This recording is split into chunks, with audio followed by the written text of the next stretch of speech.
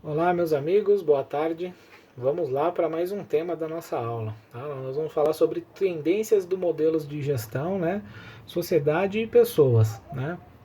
Toda organização ela é formada principalmente por pessoas. Né? Por mais que vocês possam estar pensando, professor, né? A empresa ela tem estrutura, tem o prédio, tem o maquinário, né? Mas nenhuma empresa vai funcionar sem que haja ainda a ação do ser humano ainda. Tá? Então, o maior capital das organizações, né, ele é as pessoas. Né? São as pessoas que vão conseguir ter a competência de inovar processos, de aumentar a lucratividade, né, de desenvolver processos criativos, de criar produtos, identificar tendências.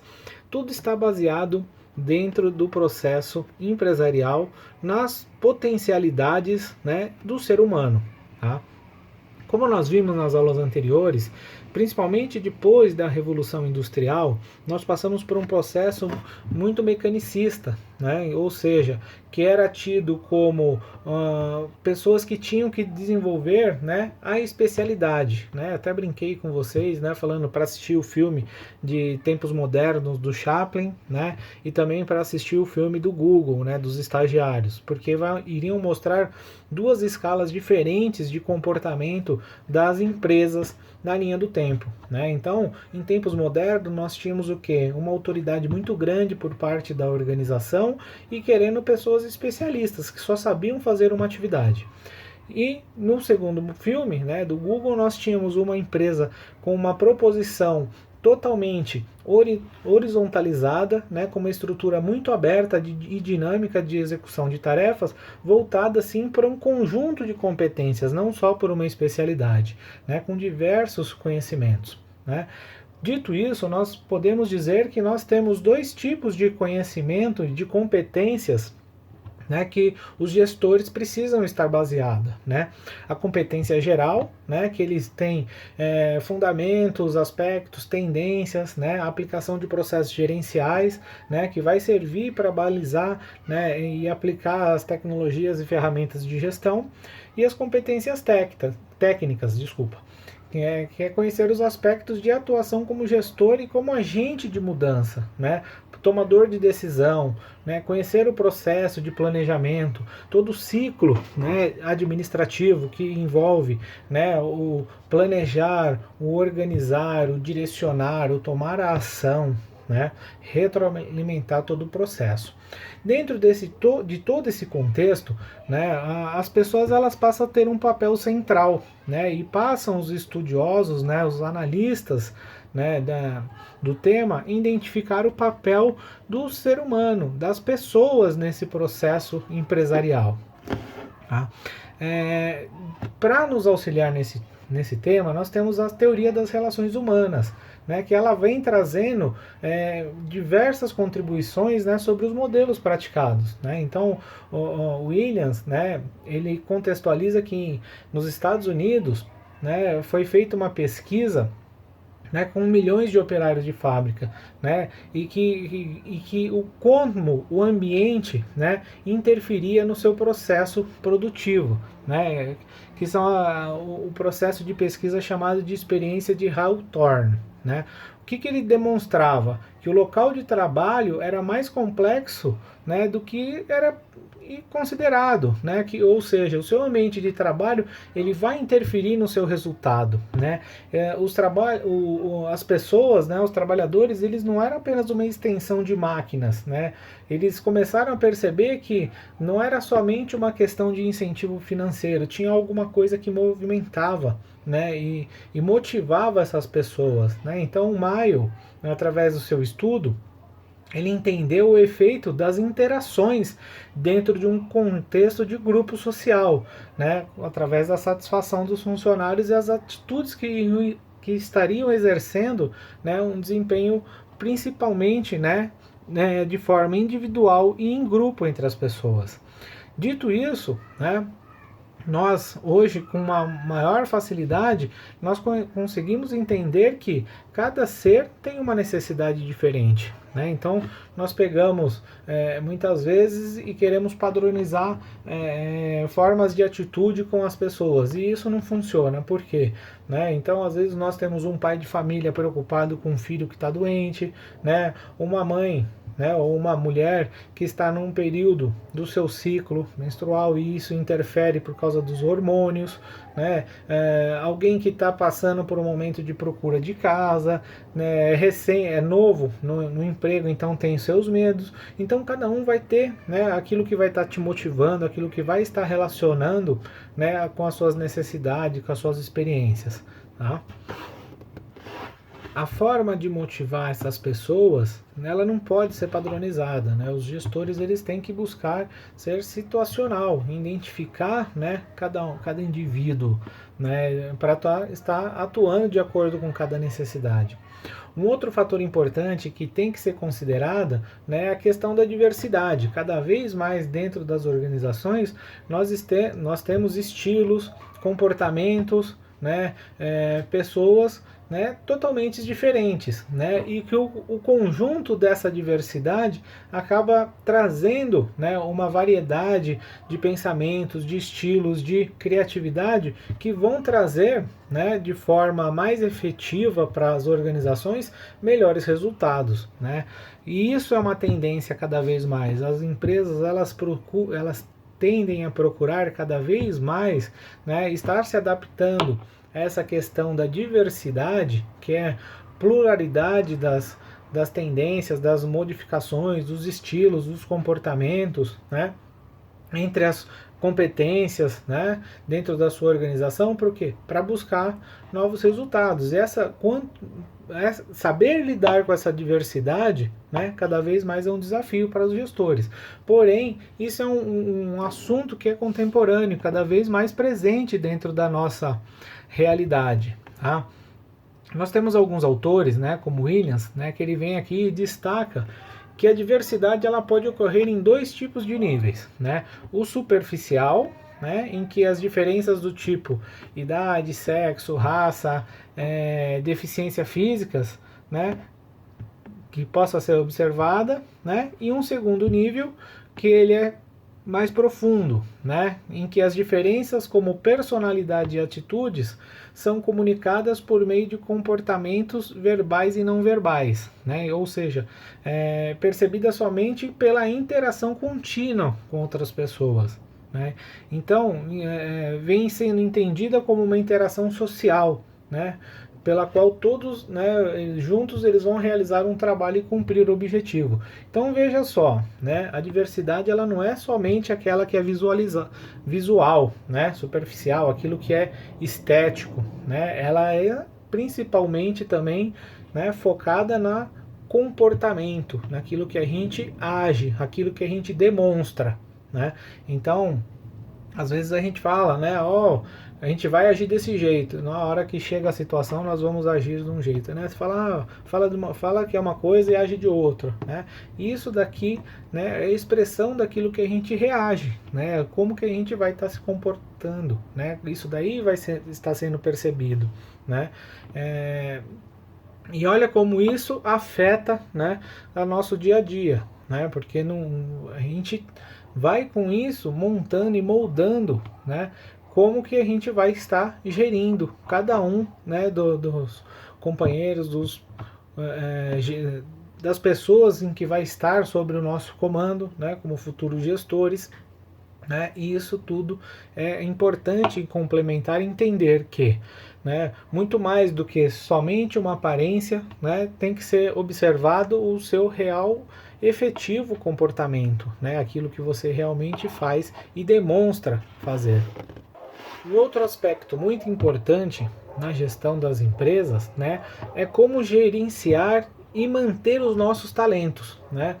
Porque a coisa que é mais difícil, né, para as organizações, o que é mais custoso é você identificar, né, as pessoas certas para estar trabalhando com você, você investir nessas pessoas e vocês manterem dentro da sua organização, fazer com que essas pessoas desejem permanecer com vocês, né?